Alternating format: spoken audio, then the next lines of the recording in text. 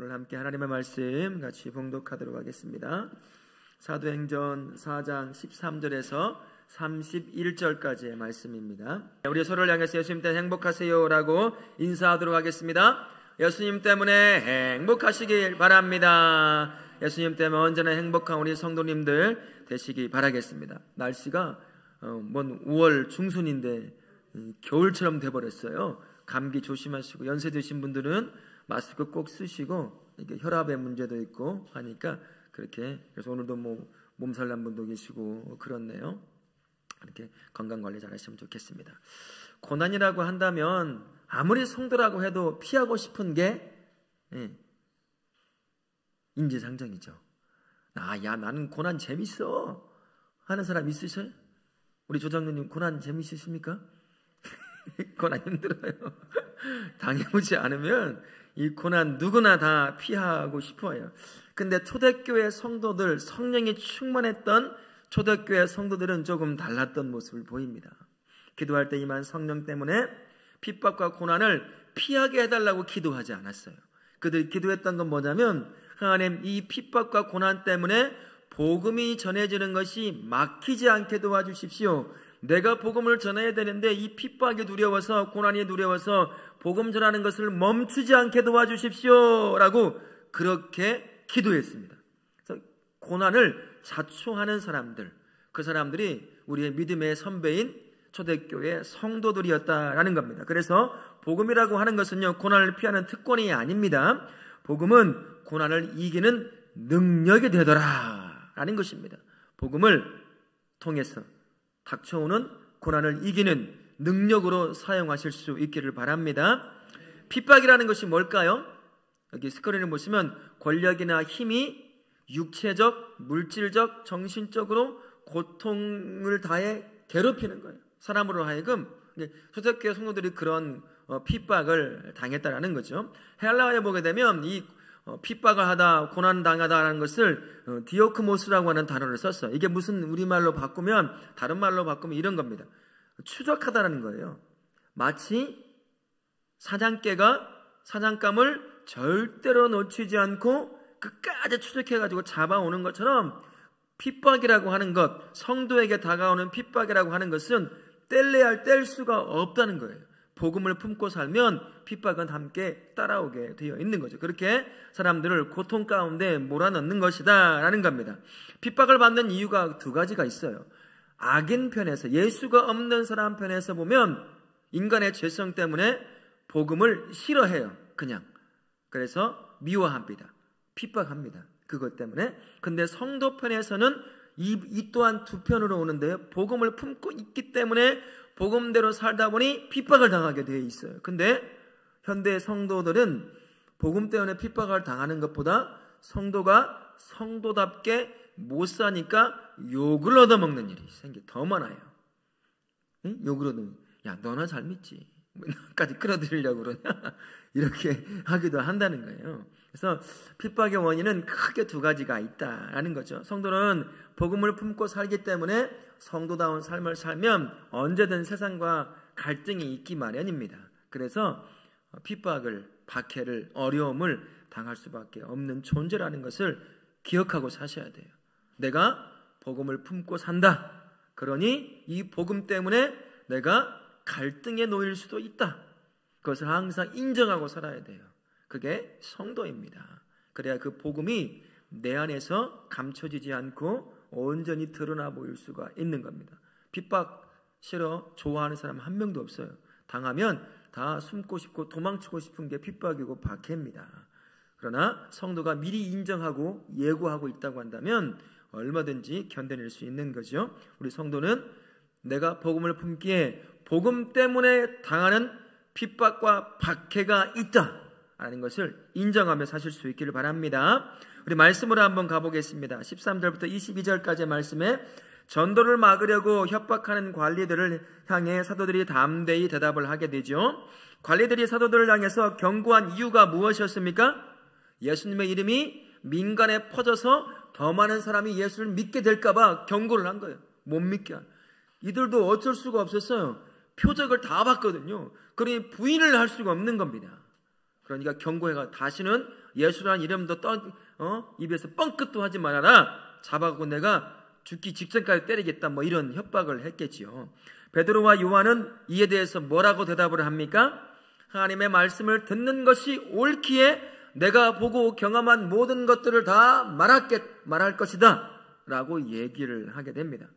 복음을 묻고 사는 성도는요, 매일 세상과 나 혹은 복음 둘 중에 하나를 선택하는 기로에 항상 세워져 있어요. 그래서 성도는 무엇을 선택해야 될까요? 복음을 선택해야 됩니다. 어려움이 있어도, 박해가 있어도, 손해를 보더라도 복음을 선택하는 사람이 성도라고 하는 이름을 가진, 별칭을 가진 사람이라는 것을 기억하고 모든 선택의 기로에 놓일 때마다 복음을 선택하는 우리 성도님들 되시기를 바라겠습니다. 아멘. 사도들은요, 복음을 방해하는 권력자들의 협박 앞에서 그들의 말을 듣지 않았습니다. 하나님의 말씀을 듣고 그 말씀에 순종했어요. 담대하게 내가 하나님의 말을 듣는 것을, 그것을 행할 것이다 라고 얘기합니다. 성도도요, 세상을 살면서 세상의 말과 하나님의 말씀 앞에 항상 세워지기에 선택해야 될 때가 참 많이 있다라는 걸 기억하십시오. 복음이 선포되는 곳에는요, 언제나 복음에 대한 두 가지 반응이 있습니다. 첫 번째 반응은 복음을 혐오해요. 싫어합니다. 왜 혐오하고 싫어할까요? 복음이 딱 들어가면 무엇이 드러날까요? 사람 안에 숨겨져 있던 죄가 드러나요. 죄가 드러나는 걸 좋아하는 사람은 없어요. 그게 싫은 거예요. 복음 앞에 서면 너 죄인이야, 회개해야 돼, 다 내려놔야 돼 하니 싫은 거죠. 혐오스러워서 적대적으로 반응을 하는 겁니다. 그러나 우리는 알지 못하지만 창세전부터 예정되었던 구원받기로 작정된 자들에게 복음이 딱 전달되면 어떤 일이 발생할까요? 그 복음 앞에 자신이 죄인임을 인정하는, 그리고 구원의 은혜를 누리는 이런 두 큰 반응을 보이게 되는 겁니다. 그런데 복음에 대한 선한 반응보다도 복음이 선포되면 이 부정적인 반응이 훨씬 더 많습니다. 저와 우리도 처음에 예수를 만나기 전까지는 아마 제가 그랬던 것처럼 그렇게 아마 복음에 대해 적대적인 그러한 상황에 놓인 분도 아마 계실 것 같아요. 이런 환경에 자주 노출되다 보면 성도들이요, 복음을 향하는 하나님의 말씀보다 세상의 소리, 복음을 대적하는 세상의 소리가 더 크게 들려오기 시작합니다. 그것이 넘을 수 없는 삶처럼 그렇게 다가올 때가 있어요. 그 소리에 압도되다 보니 어느 순간부터 내가 품고 있는 복음을 숨기는 그런 일이 생겨요. 복음을 드러냈다가는 어려움을 당하고 손해볼 것이 두려운 거죠. 진급도 안 돼요. 사람들에게 제 예수 믿는다더라, 그 코로나 때 어려움을 줬던 그런 사람들 아니냐, 뭐 이런 희한한 소리를 해가며 그런 것들을 대접받는 게 두려운 거죠. 걱정이 되는 겁니다. 그래서 복음을 숨겨요. 결국 복음을 품었지만 복음에 침묵하는 성도가 돼버리고 맙니다. 예수 믿는 거를요, 악착같이 숨겨요. 뭔지 알겠어요? 야, 너 저 교회에서 본 것 같은데, 야, 뭔 소리야? 베드로가 돼 그때. 나 아니다. 부인하는 거예요. 교회 간 걸 부인하고 있는 자신의 모습. 왜? 들키면 손해볼까봐, 핍박당할까봐, 진급 안 될까봐, 돈 못 벌까봐 그런 일을 한다는 거예요. 청소년도 그런 애들도 은근히 많대요. 밥 먹을 때 기도하는 애들이 몇 명이나 될까요? 들키고 싶지 않은 거예요. 그래서 복음을 품었다고 말하지만 복음을 침묵하는 사람, 그 성도가 그런 성도가 돼버리고 마는 거죠. 하지만 성도는 어떤 사람입니까? 복음을 품은, 복음을 전해야 될 사명자예요. 베드로와 요한이요, 끌려왔어요. 자칫 잘못하다가는 죽기 직전까지 맞든지 아니면 감옥에 들어가든지 둘 중에 하나입니다. 그들이 말했어요. 너 다시 예수 이야기하지 마. 협박했습니다. 그러면 그게 무슨 말인지 알아요. 그 말 어기고 말하면 다시 잡혀와서 죽기 직전까지 맞든지 죽든지 둘 중에 하나가 될 거라는 걸 안한 말입니다. 그러나 베드로와 요한이 뭐라고 말합니까? 하나님의 말을 전하는 게 낫냐, 옳은 것이냐, 너희들의 말을 듣고 침묵하는 게 옳은 것이냐, 나는 하나님의 말씀을 침묵하지 않고 말하겠다. 담대함이 그들에게 보입니다. 성도 또한 그래야 돼요. 세상 소리가 아무리 크고 거대하게 들려도 하나님을 이길 수 있을까요? 없을까요? 우리 하나님 이길 수가 없습니다. 세상이 복음을 대적하는 소리가 거대하게 들리고 거기에 보인다 하더라도 복음의 실체이신 하나님을 결코 세상의 소리는 이길 수가 없습니다. 믿으십니까? 그걸 믿고요, 주어진 자리에서 담대해야 돼요. 한번 실험을 해보세요. 내가 복음을 침묵하지 않고 복음을 말했을 때 정말 내가 죽는지, 정말 내가 쫄딱 망하는지, 정말 내가 아무것도 못하는 존재, 세상에서 완전히 왕따처럼 살아가게 되는 건지 한번 시험을 해보세요. 저도 한번 시험을 해봤어요. 제 후배도 그러네요. 방송 일을 하는 친구인데요, 조명감독을 지금도 하고 있는지 모르겠어요. 연락이 끊겼는데요, 되게 지저분하거든요, 그 세상활 자체가. 근데 거기에서 믿음을 지켜냈어요. 나중에는 신뢰해요. 일거리가 생기면 가장 먼저 얘를 불러가지고 다 일거리 맡겨버려요. 실험을 한번 해보세요. 포기하지 말고 복음을 침묵하는 것이 아니라 베드로와 요한처럼 담대하게 드러내십시오. 그리고 그대로 살아가면 그들의 마음에 나를 향한 신뢰가 생기기 시작합니다. 아, 쟤면 내가 믿을 수 있겠구나. 저 대학 때 그랬거든요. 술 먹고 난리치는 애들 있잖아요. 다 택시 타면서 보내고 버스 태워서 보내고, 야 글로 가면 너 빠져 데려가서 집에까지 데려다주고 그랬어요. 그랬더니 신뢰를 해요. 내 옆에 와가지고 뭐 상담을 한다든지 그런 일이 발생합니다. 그러니 복음을 품는 걸 부끄러워하지 마시고 두려워하지 마시고 드러내 보십시오. 그러면 그 가운데 처음에는 어려움이 있을 수도 있습니다만, 그러나 그 가운데 하나님이 드러내는 놀라운 역사를 경험하게 될 줄로 믿습니다. 그러니 복음을 침묵하는 성도가 아니라 복음을 드러내는 성도로 사실 수 있기를 바라겠습니다. 23절부터 31절 말씀 봅니다. 풀려난 사도들은 관리들이 한 말을 동료 교인들에게 알리게 되죠. 그러면서 사도들이 관리들의 말을 전할 때 교회는 어떻게 반응을 하게 됩니까? 한 마음으로 하나님께 소리를 높여 기도했어요. 역사가 일어나는 것을 이제 또 핍박이 올지 모르니까 기도하게 되는 것입니다. 이 가운데 이들의 입을 통해서 이전에 예언되었던 다윗의 이야기가 나와요. 다윗이 그리스도에 대해 남긴 예언의 말씀이 무엇이었습니까? 하나님과 그리스도를 대적한다고 예언하는 말씀이 이들의 기도 가운데 고백되어지기 시작하는 거예요. 이거는 이미 예언되어 있던 거다, 알려진 거다, 너무나 당연한 것으로 받아들이게 되는 것입니다. 교회가 위협 앞에서 기도한 내용은 무엇이었습니까? 다음 대의 말씀을 전하고 여러 기적들이 예수님의 이름으로 이루어지기를 기도했어요. 이 핍박이, 이 박해가 우리에게서 없어지게 해달라고 기도하지 않았습니다. 복음이 담대하게 선포되게 도와달라고, 막히지 않게 해달라고, 그리고 일어나는 모든 기적들이 예수의 이름으로 일어나 모든 사람이 예수를 알고 듣게 만들게 해달라고 그렇게 기도했죠. 우리는 핍박을 당하고 어려움을 당하면 이것을 우리에게서 없애주십시오라고 기도했잖아요. 그러나 이 당시 사도와 초대교회 성도들은 그것이 아니라 이 핍박이 복음을 막지 못하게, 이 핍박이 내가 전하는 복음을 못 전하게 나를 겁먹게 하지 말게 하도록 그렇게 기도했다라는 것입니다. 복음을 품은 성도가요, 삶 가운데 만나는 어려움이 있다면 언제든 그것을 가지고 어디로 끌고 가야 될까요? 기도의 자리를 끌고 가는 거예요. 그 어려움을 가지고 예수님 믿고 살아가야 하다 보면 당하게 되는 여러 가지를 가지고 그걸 가지고 기도의 자리를 딱 끌고 가는 겁니다. 그럴 때 하나님은 그 가운데 그 복음을 품고 살 수 있는 길을 내시게 되는 거죠.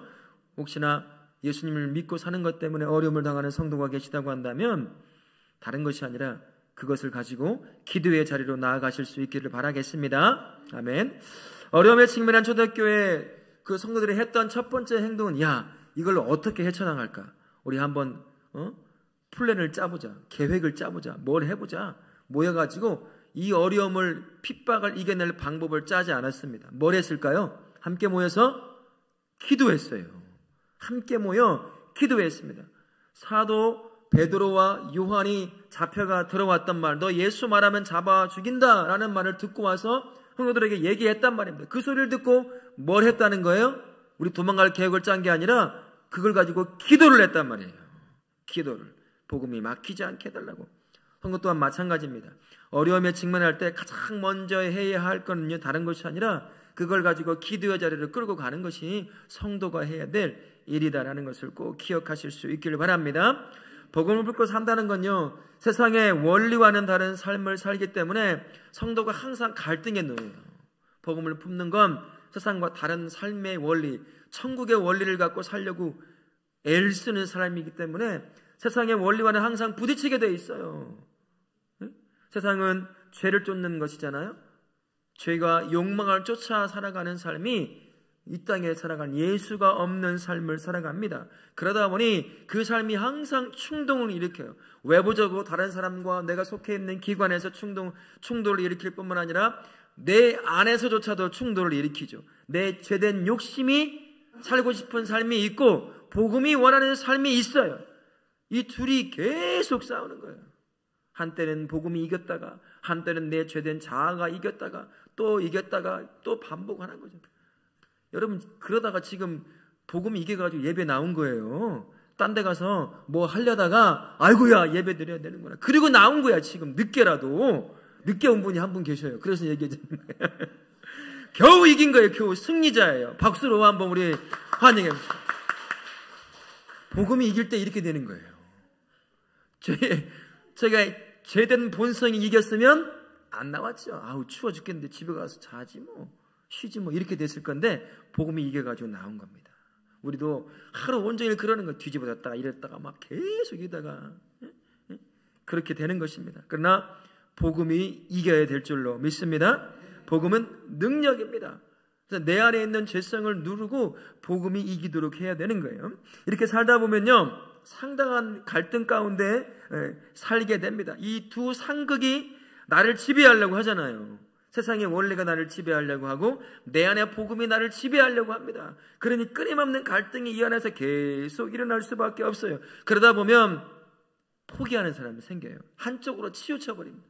에라 모르겠다. 성공이나 좀 해보자 하고서는 이름만 성도라고 하고 삶은 안 믿는 사람과 똑같이 살아가 버려요. 그냥. 그래서 주일날 한번 예배 딱 드리고 다 끝냈다. 내가 해야 될 의무를 다 끝냈다라고 그렇게 살아가 버리게 됩니다. 또 한편으로는요, 이것도 굉장히 조심해야 될 부분인데 기독교라고 하는 종교의 말 그대로 우리 아예 빠진 사람을 뭐라고 하죠?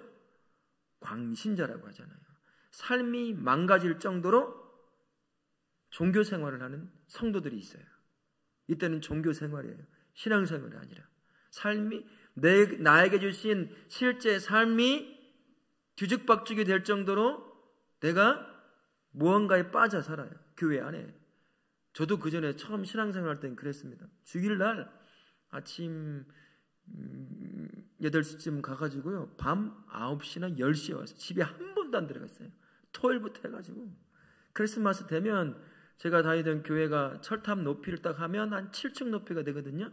그러면 청년들이 철탑을 타고 올라가요. 이게 추리 같은 게 있잖아요. 이거 전등을 다 내렸습니다.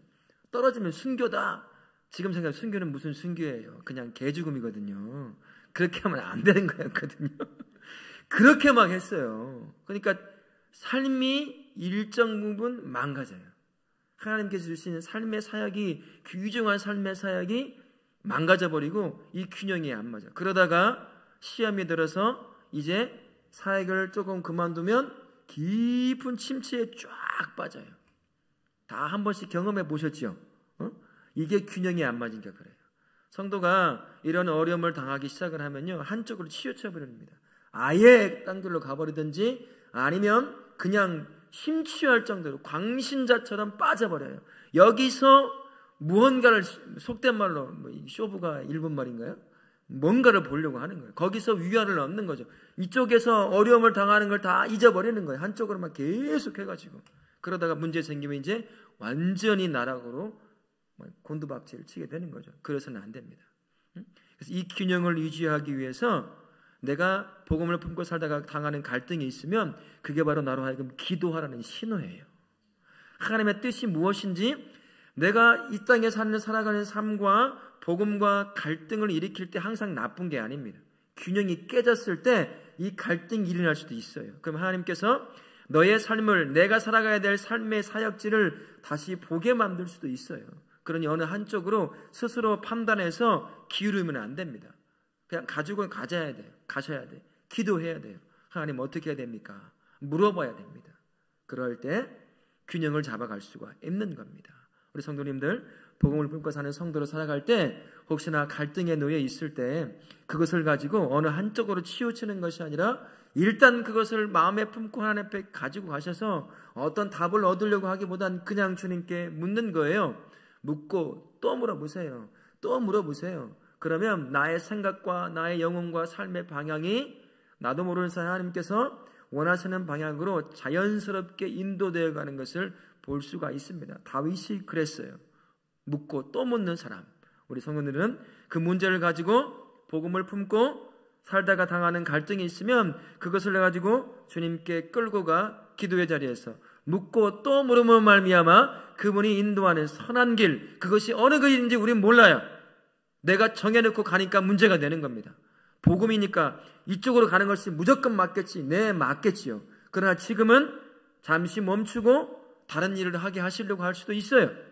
근데 그것을 내가 일방적으로 무언가 하나를 선택해서 가면 안 된다는 겁니다.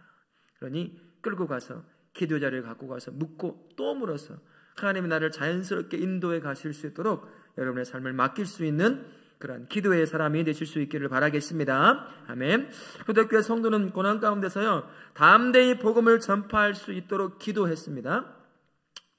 핍박이 떠나가게 해달라고 기도하지 않았고, 이 핍박에서 자유롭게 해달라고 기도하지 않았어요. 복음을 전할 수 있게 해달라고, 복음이 막히지 않게 해달라고 기도했습니다. 성도가 복음을 전하다가 어려움을 겪을 수 있어요. 이때 이런 난관을 헤치고 복음을 전할 수 있게 해달라고 함께, 혼자는 힘들어요. 무너집니다. 실패합니다. 그러나 함께 모여 기도의 자리로 나아가야 된다라는 거죠. 복음의 특성상 그 복음을 품고 살면 항상 세상과 부딪힐 수밖에 없습니다. 그래서 그것이 두려우니까 양다리를 걸치는 거죠. 어느 일부분 양보를 해버리는 거죠. 그러니까 이제 갈등이 별로 없으니까 살아가는 거예요. 우리도 오늘 여러분 살아오시면서 어떤 특정한 부분, 남들에게 말 못하는 복음의 어떤 부분, 그 복음을 쫓아 살아가는 삶의 어떤 부분을 양보하고 오늘 살아오셨는지도 몰라요. 너무 습관이 돼서 이제 그것도 모른 채 살아가고 있는지도 모르겠습니다. 여하튼요, 복음이 그러한 상황에 닥치면 때로는 사단이 우리를 공격하기 때문에 그것을 피하려고 복음을 양보하는 그러한 때가 생기게 된다는 것입니다. 그러나 우리는 복음을 가진 사명자라는 것을 꼭 기억하십시오. 세 번 자리에서 그 복음의 사명자의 역할을 감당할 수 있도록 항상 기도로 스스로를 준비할 수 있어야 합니다. 기도는요, 고난 가운데서도 복음을 포기하지 않고 누리며 흘려보낼 수 있는 믿음을 가져다 줍니다. 기도할 때 동행하시는 성령님께서 인도하시면서 내 영혼의 친밀함을 느끼게 만들어주세요. 그래서 나 혼자 말로만 목사님의 설교를 통해서 성경 공부를 통해서 성령이 함께한다고 했는데 잘 느껴지지 않던 그것이 깊은 기도의 자리로 나아가면 성령이 나와 동행하는 것이 경험되어지기 시작합니다. 그러면 나 혼자가 아니라는 것을 알게 되는 거예요. 그러면서 이제 복음을 품고 사는 것에 대해서 두려움을 없애고 담대함으로 복음을 갖고 살아가게 된다라는 것입니다. 그러니 여러분, 기도의 자리로 나아가실 수 있기를 바랍니다. 혼자 기도하지 마십시오. 우리는 기도의 자리가 많아요. 새벽 기도의 자리도 있고 금요일 기도의 자리도 있고 중보 기도의 자리도 있습니다. 중보 기도가 언제 있죠? 주일날 10시 25분에 여기 보니 안 오시는 분이 계시는데 오십시오. 예배를 위해서 중보 기도합니다. 같이 함께 뜨겁게 기도하면 마치 장작이 옆에 있는 숯불에서 불이 붙는 것처럼 그렇게 성령의 불이 붙는 그런 역사가 있게 되는 것입니다. 그러니 함께 기도하는 성도요, 기도하는 교회로 세워지실 수 있기를 바랍니다. 왜 기도해야 될지를 또 한 가지 말씀을 드리면요, 목회자와 선교사가 사역을 잘 감당할 수 있게 하기 위함입니다. 제가 신앙생활 하면서 처음에 가장 부러웠던 것이 함께 신앙생활하는 친구들에게 여러 가지 부러운 것도 많았지만 그 중에 하나가 뭐냐면 기도하는 부모가 있는 것이었어요. 저는 저희 엄마와 함께 같은 시기에 같이 믿었기 때문에 다 그냥 신앙 1세대예요. 그러니 기도에 후원자가 없는 거예요. 그게 너무 부러운 거예요. 제 친구들은 상당히 하나인 건달로 무엇 지 마음대로 막 나갔거든요. 근데 뒤에 있는 기도하는 부모가 있으니까 다 돌아와요. 언젠간 다 돌아왔어요. 그런 것을 보면서 야, 기도라는 것이 이런 거구나. 항상 부러움을 갖고 살았던 사람. 지금도 똑같아요. 목사가 목사로서의 사역을 잘 감당할 수 있는 건 뒤에서 성도와 교회가 목사를 위해서 기도하고 있느냐, 기도하고 있지 않느냐에 의해서 결정이 되는 겁니다.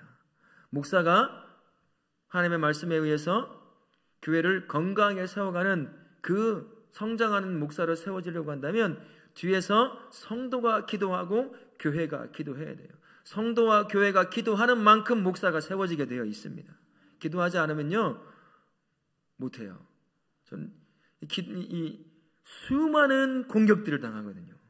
가정 안에서 아내와의 관계, 자녀와의 관계, 부모와의 관계, 이웃과의 관계, 신호등 건너오면서 바라보는 나를 보는 관계, 이 교회 안에서 관계, 수많은 것들이 순식간에 돌변해서 시험 들게 만드는 사건들이 많아져요.